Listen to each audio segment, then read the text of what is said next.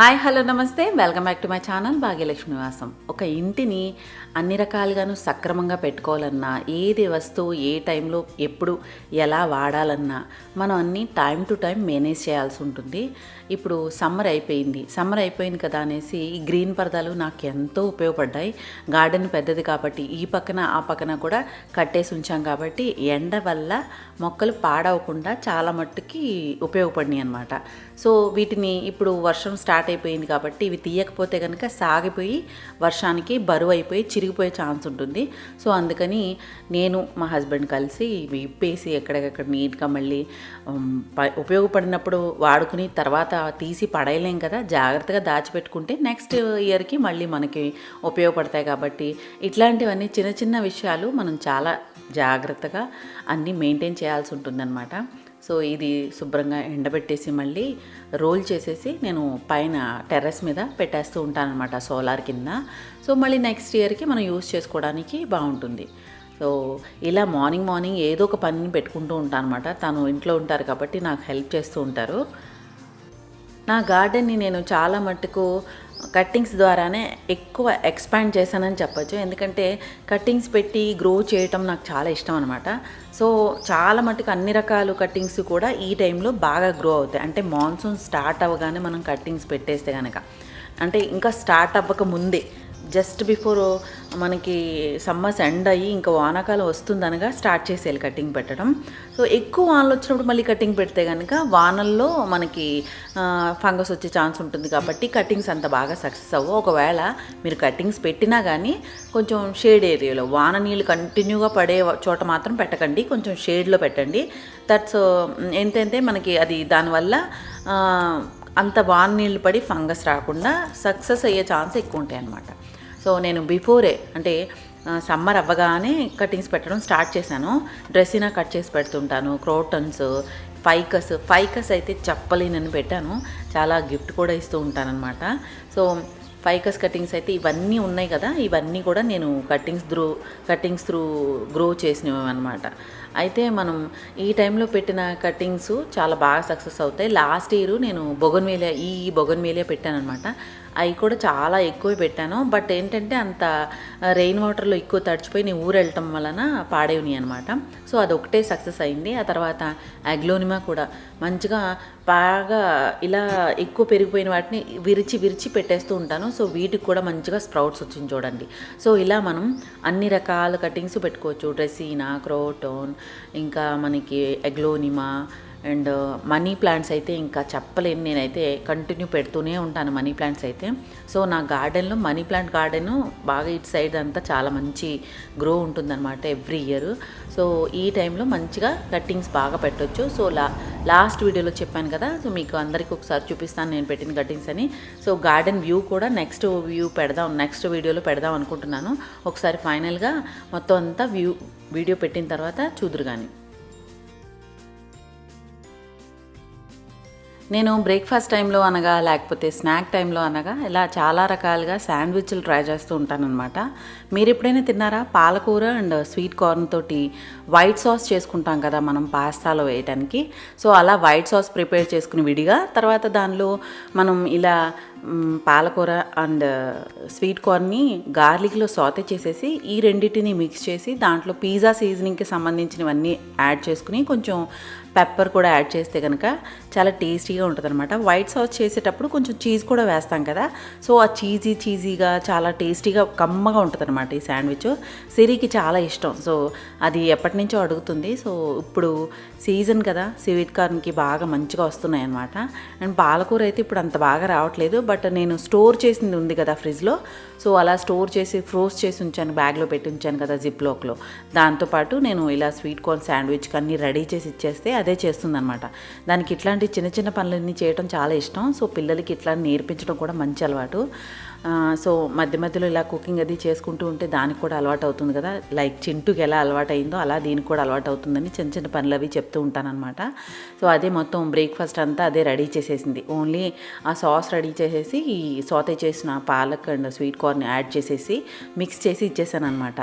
So అందులోనే అన్నీ ఉంటాయి కాబట్టి ఇంక వేరే ఏమీ యాడ్ చేయాల్సిన అవసరం ఉండదు కాబట్టి ఓన్లీ బ్రెడ్ మీద స్ప్రెడ్ చేసేసి అటు ఇటు సాటే చేసుకోవటం, అంటే టోస్ట్ చేసుకోవటమే. పెనం మీద చేస్తూ ఉంటాను, ఒక్కొక్కసారి నేను గ్రిల్ టోస్టర్లో కూడా చేస్తూ ఉంటాను.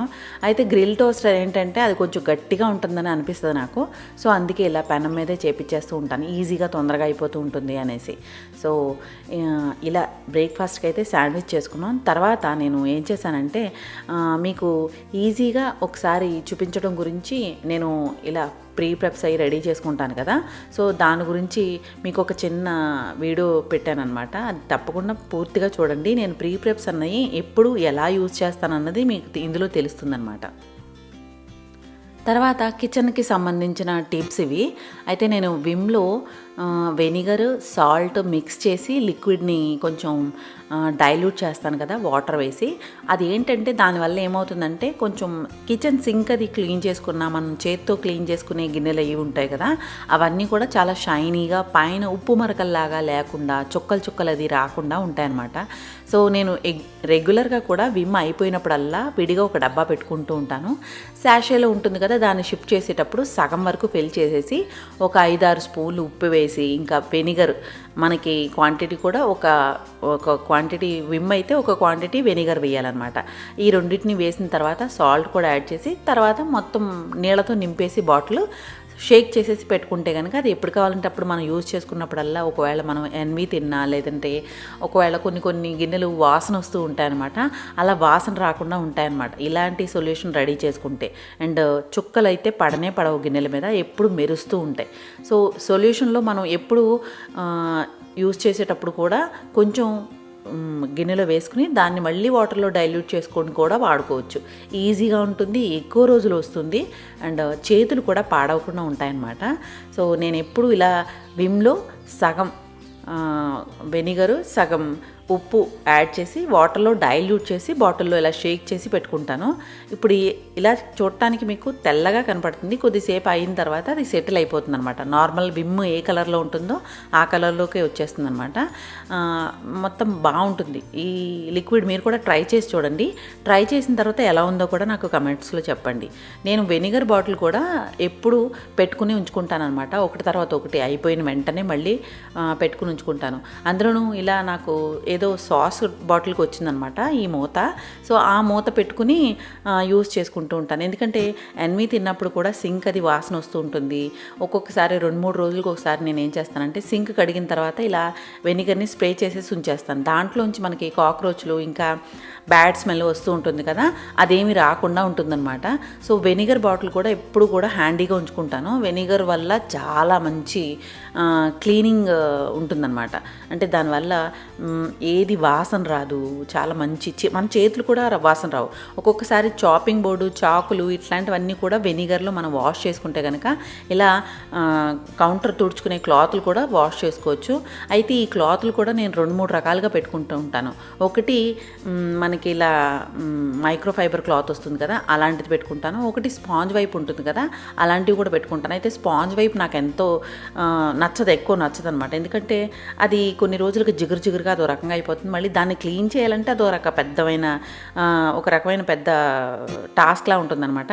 సో ఇవి ఎప్పుడో కానీ యూజ్ చేయను నేను, ఎందుకంటే ఇవి కాస్ట్లీ కూడా దొరుకుతాయి. దాని బదులు మనకి ఇలా మైక్రోఫైబర్ క్లాతే ఈజీగా దొరుకుతుంది. అది కూడా కాకుండా మనకి ఇంకా ఈ మధ్య రోల్ వస్తున్నాయి అనమాట. ఇది నా దగ్గర అయిపోయింది, సో అందుకే మీకు రోల్ తీసుకొచ్చి చూపించట్లేదు. ఇది 1 టైం యూజ్ కాకుండా 2-3 సార్లు వరకు యూజ్ చేసుకోవచ్చు. రోలు టవల్ పేపర్ నాప్కిన్లా ఉంటుందన్నమాట. వాష్ చేసుకుంటే ఎంచక్క మనకి మళ్ళీ 2వ సారి 3వ సారి కూడా యూజ్ చేసుకోవచ్చు. అంటే పాడైపోయి మనకి ఇంకా పడేయాలి అనిపించే వరకు కూడా యూజ్ చేసుకోవచ్చు. ఈజీగా కూడా క్లీన్ అయిపోతుంది. అండ్ స్టవ్ మీద ఏదైనా ఒలికినప్పుడు మనం క్లీన్ చేసుకోవడానికి చాలా ఈజీగా ఉంటుందన్నమాట దీంతో ఈ పేపర్ టవల్. సో నేను ఇట్లాంటివి కూడా అన్నీ హ్యాండీగా పెట్టుకుంటాను. కొన్ని లైఫ్ చేంజింగ్, ఈజీ పనులు ఉంటాయన్నమాట. అట్లాంటివి ఖచ్చితంగా చేయాలి, మనం కూడా వాడి చూడాలి. వాడి చూసిన తర్వాత దానికి దీనికి తేడా కూడా తెలుస్తూ ఉంటుంది. ఆ తర్వాత ఇలా స్క్రబ్లు అవి కూడా నేను ఎప్పుడు చేంజ్ చేసేస్తూ ఉంటాను. ఎందుకంటే ఇలా స్టీల్ది అయితే మాత్రం దాంట్లో కొంచెం ఫుడ్ మాలిక్యూల్స్ ఉండిపోతాయి అనమాట. 3 రకాలుగా పెట్టుకుంటాను స్క్రబ్బులు. ఒకటి స్టీల్ది, ఒకటి ఇలా స్పాంజ్ది, ఇంకోటేమో ఈ స్కాచ్ బ్రైట్ మనకి స్క్రబ్బర్ వస్తుంది కదా, ఇది కూడా ఎక్కువ రోజులు ఉంచుకోను. ఎక్కువ రోజులు ఉన్నప్పుడు పాడైపోతే తీసేయాలన్నమాట. ఎందుకంటే అందులో ఫుడ్ మాలిక్యూల్స్ ఉండిపోయి మనకి బ్యాడ్ స్మెల్, ఇంకా మళ్ళీ గిన్నెలు కడుగుతాం కదా, శుభ్రం గురించి కడిగితే మళ్ళీ పాడైపోయిన అంటే చిరాగ్గా ఉన్న దాన్ని తీసుకెళ్ళి మళ్ళీ శుభ్రం చేయడానికి యూజ్ చేయడం కన్నా మనం 15 రోజులకో 20 రోజులకో మార్చేస్తూ ఉంటే మంచిది అనమాట. ఒక్కొక్కసారి స్టీల్ స్క్రబ్బర్లు ఏమవుతుందంటే దాంట్లో అన్నం గిన్నె కడిగామనుకోండి, అన్నం వండిన గిన్నె, దాంట్లో ఉన్న అన్నం మెతుకులు దాంట్లో ఇరుక్కుపోతాయి అనమాట. సో దాన్ని ఇలా గుంజేసినట్టు వాష్ చేసేసి ఒక్కసారి మనం ఇలా పొయ్యి మీద కాల్చేస్తే కనుక దాంట్లో ఏమన్నా ఉన్నా కానీ ఫుడ్ వేస్ట్ అదంతా మాడి మసైపోతుంది. సో మనం తర్వాత మళ్ళీ దాన్ని కంటిన్యూ యూజ్ చేసుకోవచ్చు అనమాట. అంటే పాడైపోయే వరకు ఈ లోపల మనం రెండోది తెచ్చుకునే లోపల మనం ఇలా యూజ్ చేసుకోవచ్చు అనమాట. సో ఇట్లాంటివి చిన్న చిన్న టిప్స్ నాకు తెలిసినవి నేను ఫాలో అయ్యేవి మీతో షేర్ చేసుకుంటున్నాను. మీకు కూడా నచ్చితే కనుక లైక్ అయితే తప్పకుండా చేయండి. ఇందాక చెప్పాను కదా, నేను ఫాలో అయ్యేది కొన్ని ప్రీ ప్రిపరేషన్స్ మీతో షేర్ చేసుకుంటానని. సో నేను ప్రీ ప్రిపరేషన్స్ ఎప్పుడు యూస్ చేస్తూ ఉంటానంటే ఎక్కువగా మనకి రష్లో ఉంటాం చూడండి, ఎక్కడికైనా వెళ్ళాలి, లేకపోతే ఎవరైనా వస్తున్నారు, లేదంటే మనకి ఒంట్లో బాగాలేదు, లేదంటే మనకి ఇంకా చేసే మూడే లేదు ఈరోజు, ఏదో చిన్నగా ఏదో చేసుకుని తినేద్దాంలే అని అన్న టైంలో చేస్తూ ఉంటానన్నమాట. ఈరోజు మధ్యాహ్నం బయటికి వెళ్ళే పని ఉందన్నమాట మధ్యాహ్నం తర్వాత. సో దాని గురించి తొందరగా వంట ప్రిపేర్ చేసేసుకుంటే కనుక ఈజీగా నా పనులన్నీ చేసుకోవడానికి బాగుంటుంది. అండ్ పొద్దున్నుంచి ఒకటి తర్వాత ఒకటి ఇంటి పనులు అవి చేసుకుంటూనే ఉంటాం, మనకి కౌంట్లెస్ ఏదో ఒకటి ఉంటూనే ఉంటాయి కదా. సో అలా ఇంటి పని అంతా అయిపోయిన తర్వాత వంట చేయడం లేట్ అయిందనమాట. సో స్కిప్ చేసి ఏదో బయట నుంచి తెప్పించుకోవడం దేనికి, పోనీ అలా అని ఏదోటి తినేయడం దేనికి, కొంచెం టేస్టీగానే ఈజీగా చేసేసుకోవచ్చు అనమాట. ప్రీ ప్రెప్స్ అంటే వెజిటబుల్ కటింగ్స్, ఇంకా నేను onion cubes, gravy cubes, ginger garlic paste cubes, ఇలా ఫ్రైడ్ ఆనియన్స్ ఇట్లాంటివన్నీ చేస్తూ ఉంటాను కదా. అవి మనం వంట చేయడానికి ముందు ఒక 10 నిమిషాల ముందు కౌంటర్ మీద పెట్టేసుకుంటే ఫ్రిడ్జ్ టెంపరేచర్ నుంచి మనకి రూమ్ టెంపరేచర్కి వచ్చేస్తాయి. ఆ తర్వాత మనం ఈజీగా ఫ్రై చేసేసుకుని సాటేజ్ చేసేసుకుని యూస్ చేసుకోవచ్చు అనమాట. సో బెండకాయలు ఉన్నాయి, బెండకాయలు ఫ్రై చేసేసాను. అల్లం వెల్లుల్లిపాయ పేస్ట్ ఇంకా పచ్చిమిరపకాయ కూడా నేను ఫ్రోజ్ చేస్తూ ఉంటాను అనమాట. ఫ్రై చేసేసి డైరెక్ట్గా పచ్చిమిరపకాయలని ఫ్రై చేసేసి ఫ్రోజ్ చేసేస్తూ ఉంటాను చల్లారిపోయిన తర్వాత. అవి ఏమవుతుంది, ఎప్పుడైనా మనకి చట్నీలో వేయాలంటే ఆ 2 పచ్చిమిరపకాయలు అలా అందులో వేసేసుకోవచ్చు డైరెక్ట్గా, ఫ్రై చేయాల్సిన అవసరం లేకుండా. సో అలా అనమాట. అండ్ అల్లం వెల్లుల్లిపాయ పేస్ట్ ఎలాగా చేసుకుంటాం, అల్లం విడిగా వెల్లుల్లిపాయ విడిగా కూడా చేస్తూ ఉంటాను నేను, క్యూబ్స్ అనమాట. అంటే వెల్లుల్లిపాయ మనం ఎప్పుడైనా తాలింపుల్లో వేయాలంటే వెల్లుల్లిపాయ బాగు చేసి ఆ రెప్పలు తీసి ఆ తొక్కలు తీసి అన్నీ వేయాల్సిన అవసరం లేకుండా డైరెక్ట్గా క్యూబ్ తీసుకొచ్చి చిన్న చిన్న క్యూబ్స్, తాలింపులకు తగ్గట్టుగా చిన్న క్యూబ్లు, కూరకు తగ్గట్టుగా కొంచెం పెద్ద క్యూబ్ చేసుకుంటూ ఉంటాను అనమాట. సో మనకి అది ఏమవుతుందంటే ఈజీగా ఉంటుంది. ఇలా గ్రేవీ క్యూబ్స్ కూడా చేసుకుంటాను. గ్రేవీ క్యూబ్స్ అంటే ఎలాగా, టమాటో అండ్ ఉల్లిపాయ అనమాట. టమాటో ఉల్లిపాయని చక్కగా సాటే చేసేసుకుని మెత్తగా అయిపోయిన తర్వాత గ్రైండ్ చేసేసుకుని క్యూబ్స్లా చేసుకుని ఉంచుకుంటాను. అది మళ్ళీ మనం కూర వండుకునేటప్పుడు ఒకసారి ఆయిల్లో ఫ్రై చేసేసుకుని యూజ్ చేసేసుకోవచ్చు అనమాట. సో నేను ఇప్పుడు ఇందులో ఏమేమి వేసాను, బెండకాయ వేసిన తర్వాత అల్లం వెల్లుల్లిపాయ పేస్టు, పచ్చిమిరపకాయ క్యూబ్స్, పచ్చిమిరపకాయ ముక్కలు అండ్ ఫ్రైడ్ ఆనియన్స్, ఈ మనం చేసుకున్న గ్రేవీ క్యూబ్స్ వేసాను, ఫ్రై చేసేసాను చక్కగా. తర్వాత ఉప్పు, కారం, పసుపు అండ్ కొంచెం జీలకర్ర పొడి వేసేసి కొన్ని నీళ్లు పోసేసి కూర ఉడకనిచ్చిన తర్వాత దాంట్లో మళ్ళీ చింతపండు క్యూబ్ యాడ్ చేశాను అనమాట. బెండకాయ పులుసు వండుతున్నాను కదా, సో చింతపండు క్యూబ్ యాడ్ చేసి మళ్ళీ ఫ్రోజ్ చేసుకున్న కొత్తిమీర పైన యాడ్ చేశాను అనమాట. సో సింపుల్గా నేనేం చేసే పని లేకుండా ఓన్లీ అన్నీ ఆల్రెడీ డన్ ప్రీ ప్రిపరేషన్స్ ఉన్నాయి కాబట్టి వాటితో పాటు ఈజీగా వంట చేసేసుకున్నాను. కొంచెం రైస్ పెట్టేసుకున్నాం, అది తినేసిన తర్వాత మేము బయటికి వెళ్ళడానికి స్టార్ట్ అయ్యాం అనమాట. సో ఇలా ఇంట్లో కొన్ని టైంలో మనకి కుదరని టైం ఉంటుందన్నమాట. అప్పుడు ఇలా చేసి పెట్టుకున్నవి మనకి చాలా హెల్ప్ అవుతాయి. సో నేను అందుకే అంటూ ఉంటాను, ఖాళీ టైం ఉన్నప్పుడు మీ దగ్గర ఇలా ప్రీ ప్రిపరేషన్స్ చిన్నగా కట్ చేసి పెట్టుకోవడం, లేకపోతే ఇట్లా క్యూబ్స్ చేసి పెట్టుకోవడం తప్పేం కాదు. మనకున్న దాన్ని యూజ్ చేసుకోవడం అనమాట. ఇది వరకటి రోజుల్లో ఎలా ఉండేవారు, ఇప్పుడు అలా ఉండాలి అని చాలా వింటున్నాను నేను ఈ మధ్య. అలా ఏముంది, మనకున్నది యూజ్ చేసుకోవడం తప్పేం కాదు కదా. టెక్నాలజీని యూజ్ చేసుకుంటూనే అది ఎంతవరకు వాడుకోవాలో అంతవరకు వాడుకోవడం తప్పేం కాదని నా ఉద్దేశం అనమాట. సో ఇలా అన్నీ రెడీ చేసుకుని కొన్ని టైమ్స్లో మనం చేయలేని పరిస్థితుల్లో ఉన్నప్పుడు ఇట్లాంటివి వాడుకోవడం తప్పేం కాదు. సో నేను ఇలా అయితే ఇవన్నీ చక్కగా టేస్టీగా బెండకాయ పులుసు చేసుకుని భోజనం చేసేసిన తర్వాత బయటికి వెళ్ళామన్నమాట. సిరికి హాలిడేస్ అయిపోయినాయి. ఇంకా నెక్స్ట్ మంత్ 7th కల్లా కాలేజీకి వెళ్ళిపోవాలన్నమాట. సో దానికి కావాల్సిన వస్తువులన్నీ కొనడానికి బయటికి వెళ్ళే పని ఉందన్నమాట. అంటే హాస్టల్లో ఉంటుంది. సో దానికి తగ్గట్టుగా కొన్ని స్నాక్స్ అలాంటివన్నీ కూడా పట్టుకెళ్ళాలి కదా. అక్కడ కొంచెం దూరంగా ఉంటుంది కాబట్టి అవైలబుల్ ఉండవు కాబట్టి ఇక్కడి నుంచి అన్నీ పట్టుకెళ్ళడం అలవాటు. సో దాని గురించి దానికి కావాల్సిన షాపింగ్ అనగా ఇంకా బట్టలు కొన్ని చిన్నవి ఉంటాయి కదా, అసెసరీస్ ఇట్లాంటివన్నీ షాపింగ్ చేయడం గురించి బయటకు వెళ్తున్నాను అనమాట. బయట హాలత్ ఎలా అయిపోయింది వర్షం కీచడ్ అయిపోయింది. ఏంటి ఒక్క వర్షానికి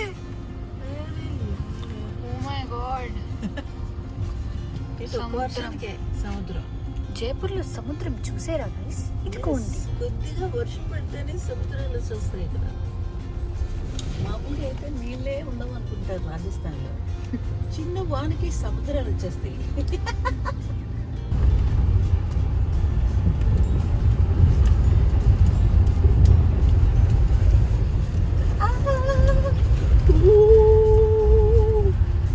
ఆడు ఏ గోత్ర పడుతున్నాడు చూసి గోత్ర పెడతాను నేను.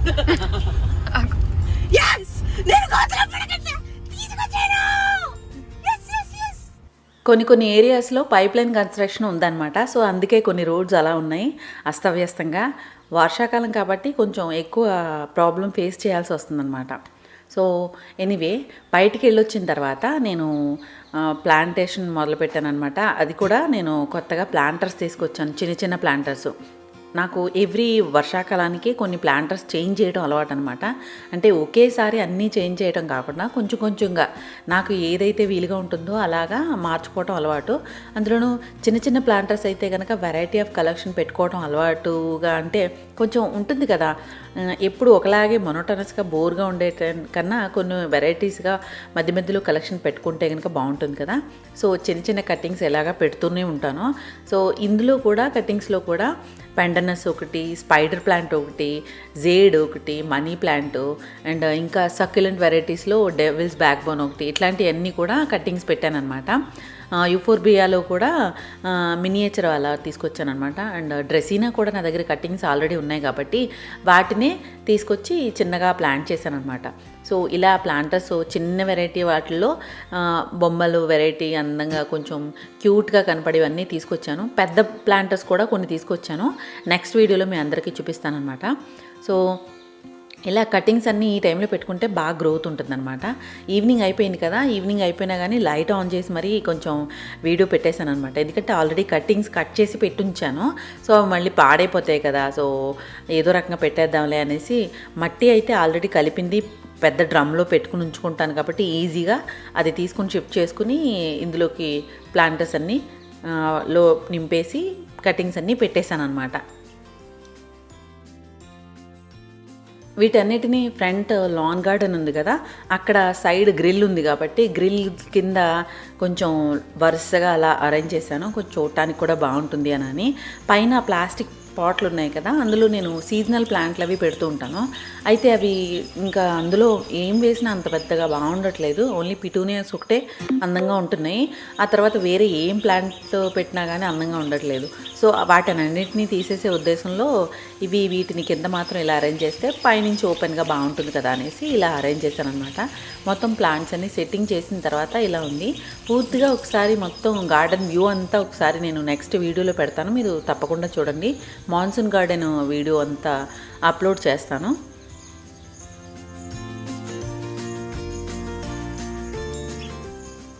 సో ఇదండి ఈరోజు నా వీడియో. మీ అందరికీ నచ్చినట్లయితే కనుక లైక్ చేయండి, షేర్ చేయండి, సబ్స్క్రైబ్ చేయటం మాత్రం మర్చిపోవద్దు. అండ్ బెల్ ఐకాన్ కూడా నొక్కండి. నెక్స్ట్ మొత్తం మాన్సూన్ గార్డెన్ వ్యూ చూడాలనుకుంటే కనుక నాకు కామెంట్ చేయండి. అండ్ ఇప్పుడు మట్టికి ఈరోజు పెట్టిన గార్డెన్లో ప్లాంటర్స్ ఎట్లా ఉన్నాయో అన్నది నాకు కమెంట్ చేసి చెప్పండి. That's it for today. Thank you for watching. Happy home making, happy gardening. Bye bye.